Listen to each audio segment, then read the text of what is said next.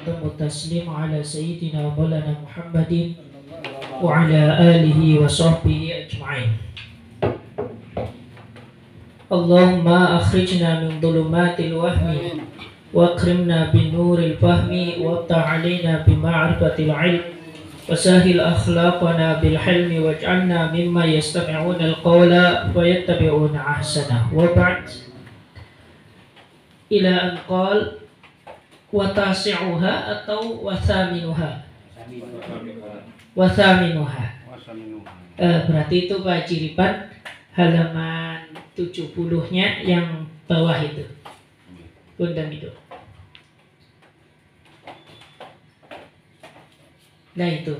Wathaminuha. 3 baris dari bawah Pak Haji, punten. Sambung. Bismillahirrahmanirrahim. Qala al-musannifu rahimahullahu ta'ala wa nafa'ana bihi wa bi'ulumihi fid dharain amin.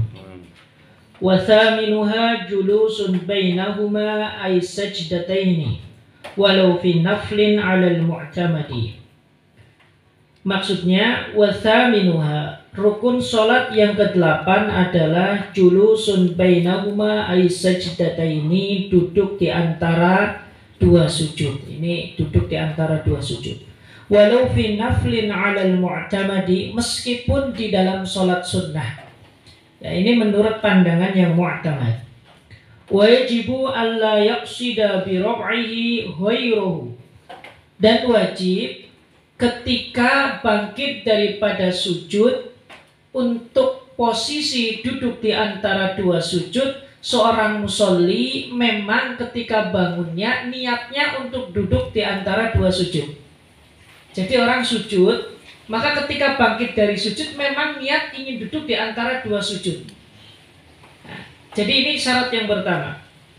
Walau falau rafa'a fasikhan min nahwi las'i aqrabin a'ada sujuda. Kalau ternyata dia bangkit dari sujud, itu bukan karena niat duduk di antara 2 sujud.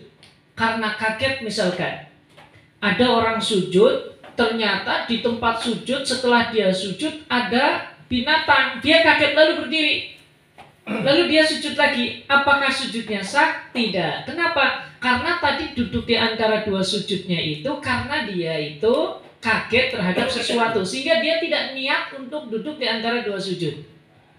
Maka intinya apa? Bahwasanya duduk di antara 2 sujud itu memang harus diniati sejak kebangkitan dari sujud yang pertama. Maka tidak boleh ketika bangkit dari sujud yang pertama ini tidak ada niat untuk duduk di antara 2 sujud. Nah, contohnya tadi digambarkan, misalkan bangunnya itu kaget karena ada hewan. Kita sedang sujud, tiba-tiba di kepala kita itu ada semut besar, lalu kita terbangun kaget. Maka ini sujudnya tidak sah. Kalau demikian gimana? Ada sujuda, dia harus mengulangi sujud. Sholatnya tetap sah, hanya saja sujudnya harus diulangi. Ini kan prosesnya berarti belum selesai. Wala yadurru idamatu wad'i yadayhi 'alal ardi ila sajdati tsaniyati ittifaqan khilafan liman wahama fihi.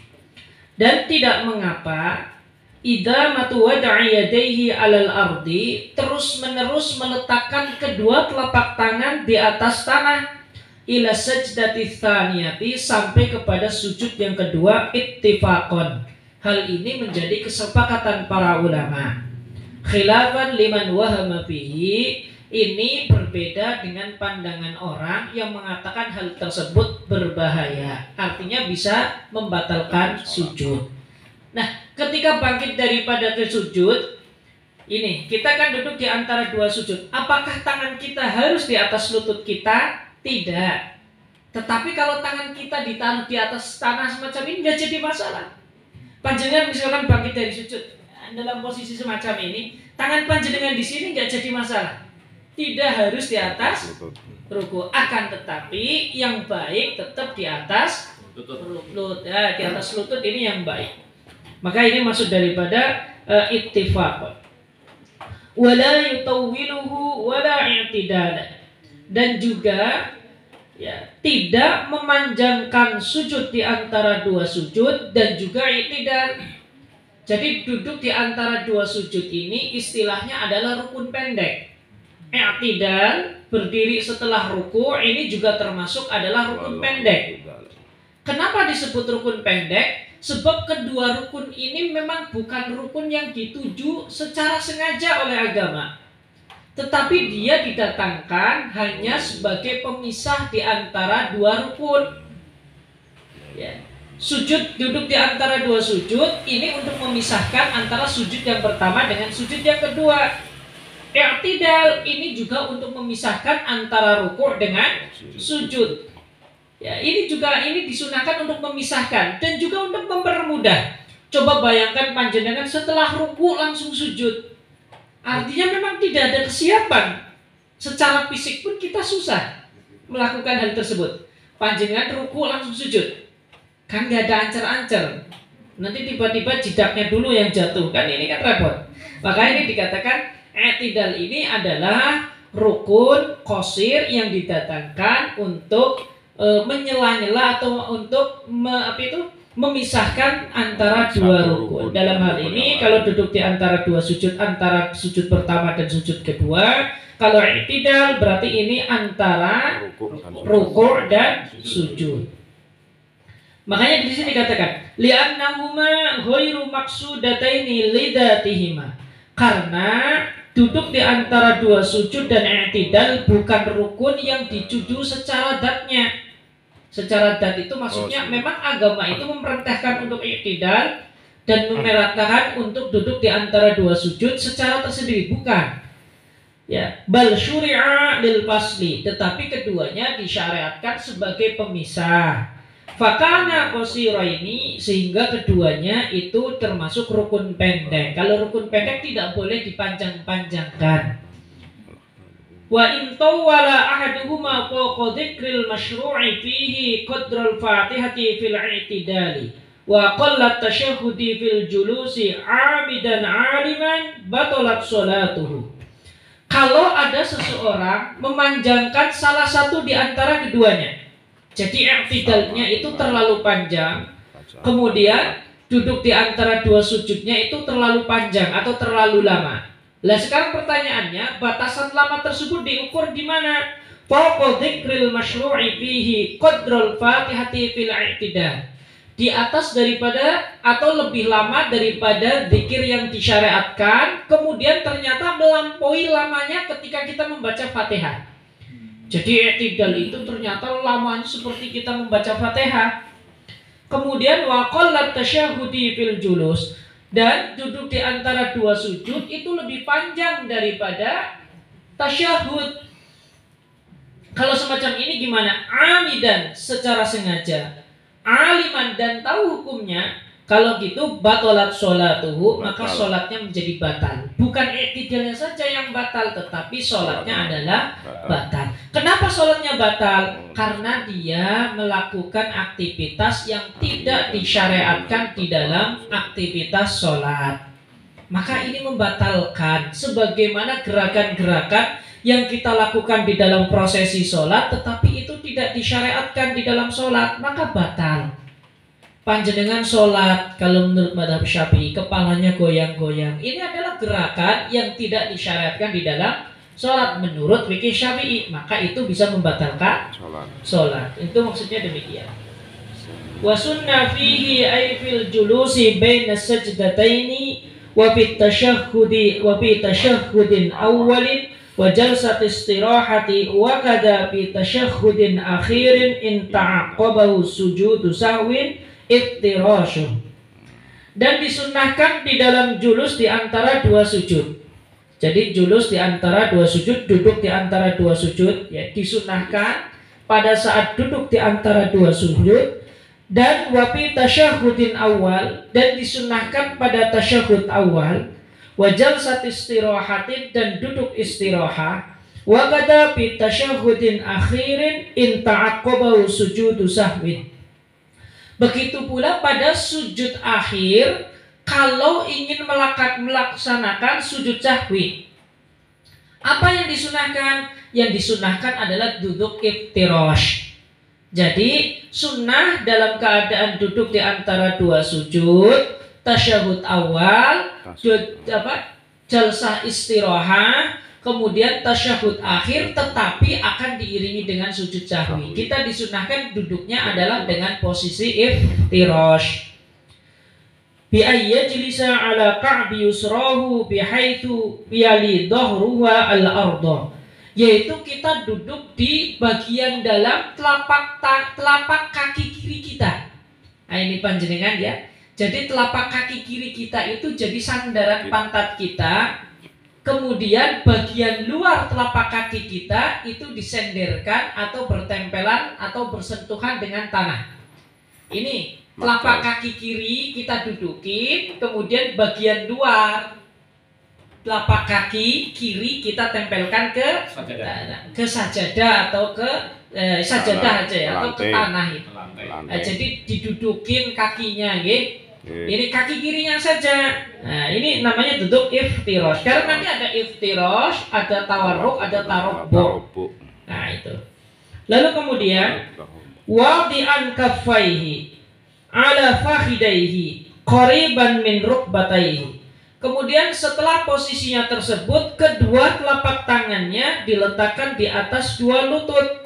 Qariban min rukbataihi, yang dekat kepada bagian rukbah, bagian lututnya. Jadi ditaruh di atas kedua paha. Ditaruh di atas kedua paha, lalu lebih dekat kepada lutut. Makanya naruhnya kalau misalkan ini lutut, taruh semacam ini. Ya, meskipun boleh semacam ini, tetapi sebaiknya semacam ini. Kenapa? Agar jari-jarinya itu tetap menghadap kiblat. Panjenengan misalkan sujud kayak ini, maka posisinya semacam ini. Kecuali nanti tangan kanan. Kalau tangan kanan pada tasyahud awal dan tasyahud akhir itu membentuk bilangan 53. Jadi panjenengan ini ya. Nah, jadi membuat angka 5 dan angka 3. Tapi 3-nya dikepal, ini kalau tasyahud awal sama tasyahud akhir. Sehingga ketika kita mengucapkan asyhadu alla ilaha illallah, jari kita lurus ya ke arah kiblat. Ini khusus tangan kanan. Kalau tangan kiri tetap dalam posisi semacam ini. Jadi sejajar dengan bagian ini. Paha. Taruh di atas di atas paha. Kemudian jarinya ini lebih dekat ke arah lutut. Jadi jangan ke belakang. Nah, ini ini sunnahnya demikian. Kemudian bihaitsu tumashituhuma ru'usul asabi nashiran asabiahu, yaitu sekiranya ujung-ujung jari itu di atas persis lutut kita. Nashiran asabiahu, dengan cara merenggangkan jari tangan kita. Jadi direnggangkan tetapi tidak begitu lebar ya. Maksudnya jangan semacam ini maksudnya. Tetapi dibuat serenggang mungkin. Kalau bisa arahnya semuanya ke kiblat semuanya. Qailan rabbi firli ila akhirih, sembari mengatakan rabbi firli ila akhirih.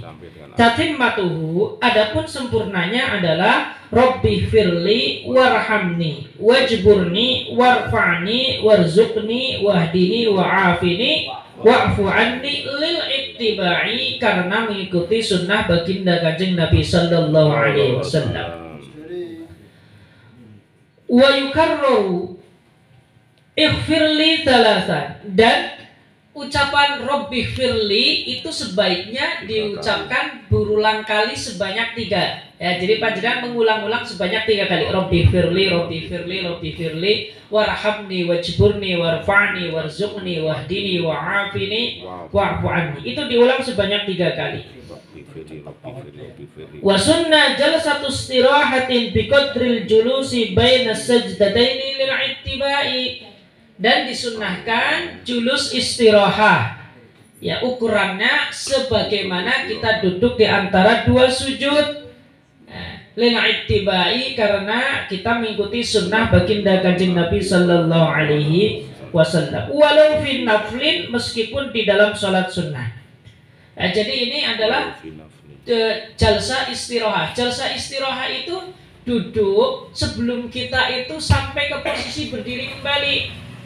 Panjenengan kalau rukun pertama itu kan tidak ada tasyahud awal. Kan dari sujud, setelah sujud 1 paket selesai kita kan langsung berdiri kembali. Maka itu untuk napas dulu, duduk istirahat dulu. Namanya juga duduk istirahat. Nah ini langsung berdiri. Tetapi insya Allah kalau di dalam masalah sholat itu tidak ada yang mengeluh, cepat-cepat semua. Pokoknya panjenengan itu termasuk adalah orang yang cepat-cepat di dalam urusan sholat. Minal musri'ina bis sholat. Ya Masya Allah itu kan termasuk jenengan mungkin keimanannya itu sudah di atas rata-rata. Kalau bab sholat itu cepat pokoknya. Makrifat. Nah, ini kalau bab sholat cepat. Kalau bab lain lambat ya bagus, bab sholat cepat, tetapi cepatnya itu yang terkadang salah penempatan. Kuotanya full sih. Zamannya patas ya. Nah kemudian wa in tarakahal imamu khilafan li syaikhina, meskipun imamnya tidak melaksanakan atau tidak melakukan duduk istirahat. Jadi meskipun imamnya langsung berdiri, kita tetap boleh melakukan jalsah istirahat. Liqiyamin aili ajlihi, karena kita ingin berdiri. An sujudin li ghairi tilawatin, selain sujud, atau kita berdiri dari sujud tetapi selain sujud tilawah. Jadi kan di dalam sholat itu ada yang namanya sujud tilawah. Sujud tilawah ini biasanya sujud yang kita lakukan baik di dalam sholat maupun di luar sholat ketika kita mendengarkan bacaan ayat-ayat sajadah, ayat-ayat sajdah atau sajadah. Kalau mendengarkan ayat sajadah biasanya kan ada sujud tilawah, wasjud tarib, langsung ke bawah imam, Allahu Akbar. Satu saja sujudnya ini, tidak satu paket, dua, satu. Nah, doanya banyak. Boleh kita pakai baca doa sujud biasa, boleh juga kita pakai doa sajadah wajhiya lilladzi. Lah itu ya panjenengan dihafalin gitu. Lah setelah itu panjenengan langsung berdiri. Maka ini namanya sujud sajdah tilawah atau sujud tilawah. Ini tidak disunahkan duduk istirahat. Wa yusannu i'timadun ala batni kaffayhi fi qiyamin sujudin wa qu'udin. Dan disunahkan bertumpu pada telapak tangan bagian dalam ketika berdiri dari sujud ataupun duduk. Nah ini sunnah. Jadi kalau kita bangkit dari sujud itu sunnah kita bertumpu pada kedua telapak tangan. Jadi kalau saya gambarkan misalnya demikian, panjenengan bangkit dari sujud misalkan semacam ini, maka ini bertumpu semacam ini. Jadi kita ya meskipun panjenengan kuat itu tidak perlu ini. Nah setelah ini panjenengan kayak gini, itu tidak sunnah. Tapi yang sunnah bangkit maka kita bertumpu, baik mau duduk ataupun mau berdiri. Jadi panjenengan macam ini kan sujud, maka sunnahnya itu bertumpu. Nah ini adalah kesunahan ketika kita bangkit dari sujud ataupun ini. Lah kalau ditanya kok demikian, ya memang ini adalah sifat sholatnya baginda Rasul Sallallahu Alaihi Wasallam yang dilihat oleh para sahabat, Jadi memang sumbernya itu adalah riwayat. Ketika baginda Kanjeng Nabi mengatakan shollu kama ra'aitumuni usolli, sahabat melihat. Setelah sahabat melihat diajarkan ke tabi'in, ini loh sifat baginda Nabi itu semacam ini. Tabi'in disampaikan kepada tabi'in. Ini loh, dulu saya dikasih tahu sama sahabat yang melihat langsung sholatnya Rasul, jadi semacam ini. Lah tabi'in disampaikan kepada generasi setelahnya. Dulu saya diberitahu oleh tabi'in. Lah tabi'in ini diberitahu oleh sahabat. Nah sahabat itu melihat langsung Nabi sholatnya demikian. Generasi berikutnya kayak Imam Syafi'i, daripada umat lupa saya tulis saja. Ini ya. Jadi ini memang sumbernya sahabat melihat, disampaikan kepada tabi'in. Seolah sahabat mengatakan Nabi sholatnya ini saya melihat. Ya, tabi'in disampaikan lagi kepada tabi'in. Dulu saya dikasih tahu oleh sahabat, ya kata sahabat pernah melihat Nabi sholatnya demikian. Lah nanti generasi setelahnya, daripada ini saya nanti umat-umat berikutnya lupa saya tulis. Ya maka jadi kitab semacam ini ditulis itu. Nah itu maksudnya demikian. Makanya di sini selalu ada namanya lil ittiba. Ya karena memang Nabi sholatnya demikian. Kan tidak mungkin kita orang jauh dari baginda Kanjeng Nabi tiba-tiba Nabi dulu sholatnya demikian. Kamu lihat dari mana, kan repot. Nah ini maksudnya demikian. Wa tasi'uha, adapun yang nomor 9, tuma'ninatun fi kullin, tuma'ninah di dalam ruku dan sujud. Ay minar ruku'i was sujudaini, yang dimaksud adalah tuma'ninah pada setiap kali kita ruku ataupun kita sujud, atau mungkin kita duduk di antara dua sujud, atau tasyahud awal, tasyahud akhir. Semuanya ini adalah ada rukun tuma'ninah di dalamnya. Wal julusu bainahuma, dan duduk di antara dua sujud harus tuma'ninah. Wal i'tidali, dan i'tidal harus tuma'ninah. Jadi tuma'ninah itu tenang di antara dua rukun. Di antara dua rukun itu maksudnya antara al-muntaqal anhu sama al-muntaqal ilaih. Panjenengan i'tidal berarti rukun sebelumnya, rukun sebelum i'tidal berarti ruku. Ini namanya muntaqal anhu, sesuatu yang telah dilaksanakan dan kita ingin berpindah. Lah rukun setelah ruku berarti sujud. Ini namanya muntaqal ilaih. Lah tumakninah itu tenang antara muntaqal anhu sama muntaqal ilaih. Jadi tidaknya sedikit lebih ringan sehingga muntaqal anhu dan muntaqal ilaih itu tidak nyambung. Ya, maka panjenengan Allahu Akbar tenang, Sami Allahu liman hamidah tenang. Jadi antara muntaqal anhu sama muntaqal ilaih itu tidak sambung karena ada jeda. Maka ini namanya tumakninah. Kemudian walau kana fi naflin, meskipun julus dan i'tidal itu berada di dalam salat sunnah, khilafan lil Anwari, ini berbeda dengan pendapat yang disampaikan oleh pengarang kitab Al-Anwar. Nah, Al-Anwar itu punya Al-Ardabili. Jadi Al-Anwar itu punya Al-Ardabili. Ini beda. Kalau beliau mengatakan tidak perlu kalau di dalam salat sunnah. Wa dhafituha, adapun batasan tumakninah, antastaqirra a'dauhu, yaitu anggota tubuh orang yang sholat itu tenang, bihaitu yang fasilu amman taqala ilaihi amman taqala anhu, sekiranya dianggap memisahkan antara muntaqal anhu dan muntaqal ilaih. Ini yang tadi saya katakan, muntaqal ilaih itu rukun yang akan kita laksanakan, muntaqal anhu itu rukun yang telah kita laksanakan. Lah kemudian tumakninah antara muntaqal anhu dan muntaqal ilaih itu ada tenang sedikit. Ya, ukurannya itu adalah biqadri subhanallah. Kemarin kan sebelumnya dijelaskan, ya minimal itu subhanallah, kemudian sempurnanya itu ukuran subhanallah walhamdulillah wala ilaha illallah wallahu akbar. Itu. Wa ashiruha, adapun yang ke-10 dari rukunnya salat, tasyahhudun akhirun, yaitu tasyahud akhir. Wa aqalluhu, adapun batas minimal tasyahud akhir, marwahu Syafi'i wa Tirmidzi, adalah apa yang diriwayatkan oleh Imam Syafi'i dan Imam Tirmidzi. At-tahiyatu lillah ila akhirih, yaitu bacaan at-tahiyatu lillah ila akhirih. Tatimmatuhu, adapun sempurnanya, at-tahiyatu lillah salamun alaika ayyuhan nabiyyu wa rahmatullahi wa barakatuh, salamun alaina wa ala ibadillahi sholihin, asyhadu an la ilaha illallah wa anna muhammadar rasulullah. Lah ini bentuk sempurnanya. Jadi kalau bentuk sempurnanya, at-tahiyatu lillah salamun alaika ayyuhan nabiyyu wa rahmatullahi wa barakatuh, salamun alaina wa ala ibadillahi sholihin, asyhadu an la ilaha illallah wa anna muhammadar rasulullah. Nah ini bentuk redaksi yang memang diriwayatkan oleh Imam Syafi'i dan Imam Tirmidzi.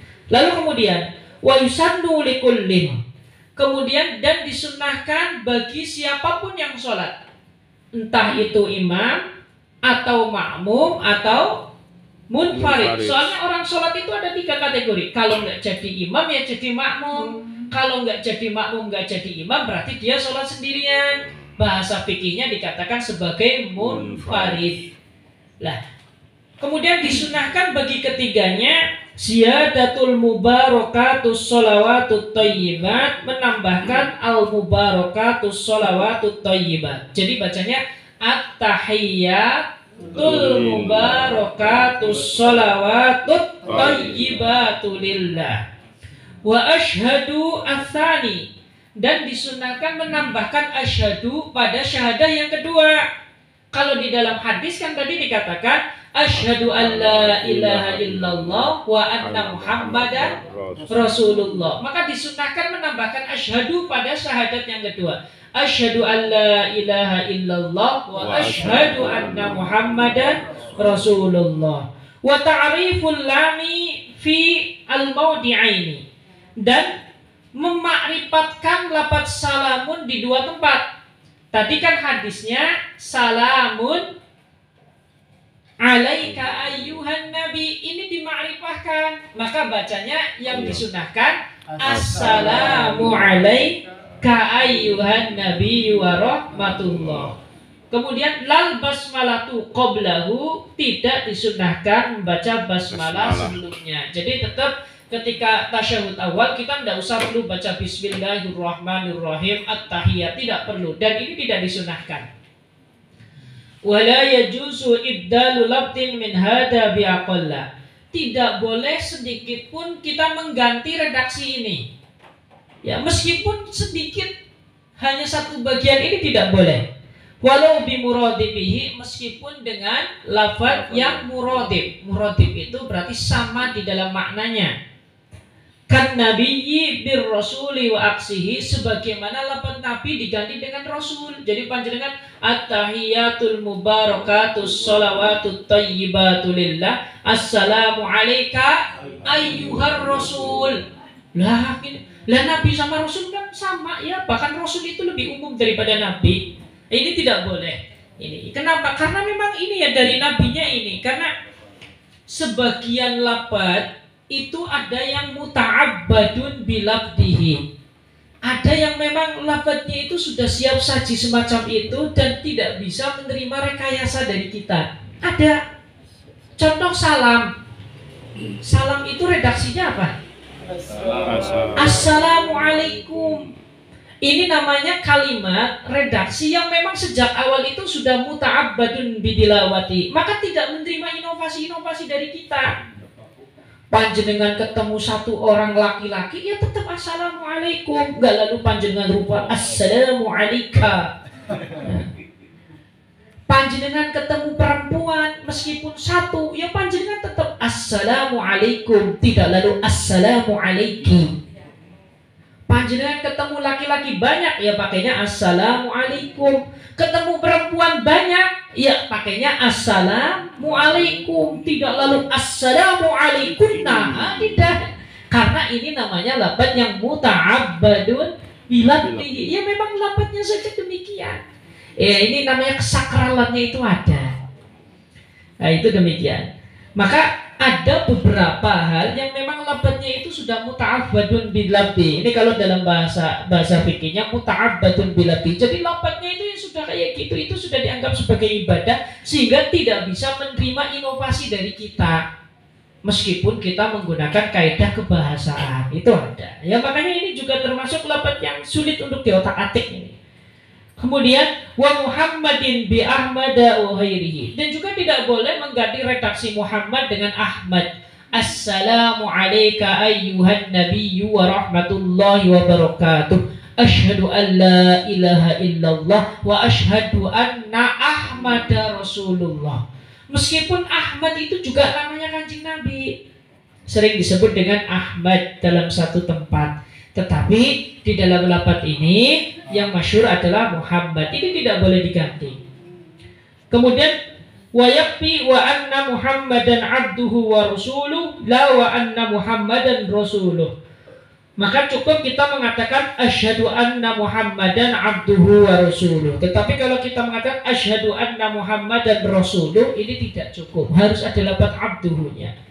Kalau apa sih bedanya? Kan sama saja. Saya katakan ini adalah salah satu redaksi yang memang dari syariatnya demikian. Secara lafadznya sudah dianggap sebagai ibadah sehingga tidak bisa menerima inovasi dari kita. Ya, kita nambahin ya, moles-moles itu tidak boleh. Ya, contohnya salam tadi lah sana.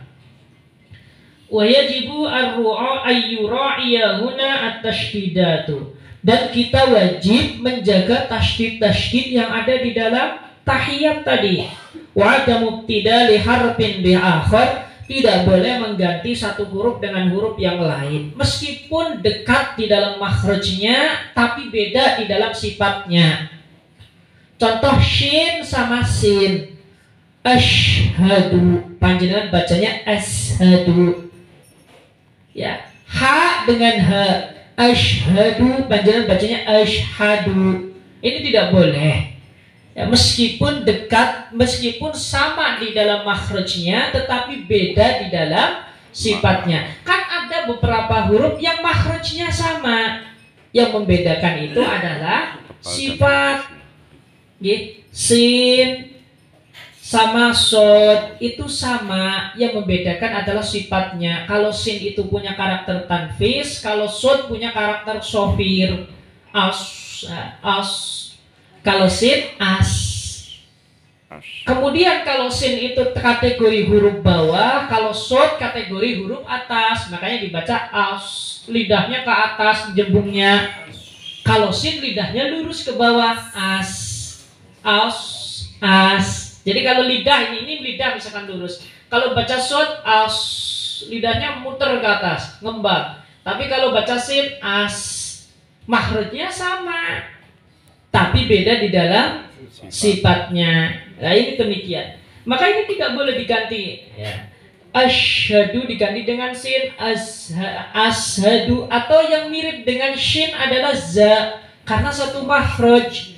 Panjenengan baca asyhadu diganti azhadu. Ya, sin, za, jim itu mirip-mirip makhrajnya, tidak jauh daripada wasatul lisan, tengah-tengah lisan. Ini tidak boleh. Wal muwalatu latartibu in lam yukhilla bil makna. Dan disunahkan atau wajib mualah. Kalau mualah itu berarti bacanya itu secara terus-menerus tanpa ada jeda yang lama. Panjangan baca at-tahiyyat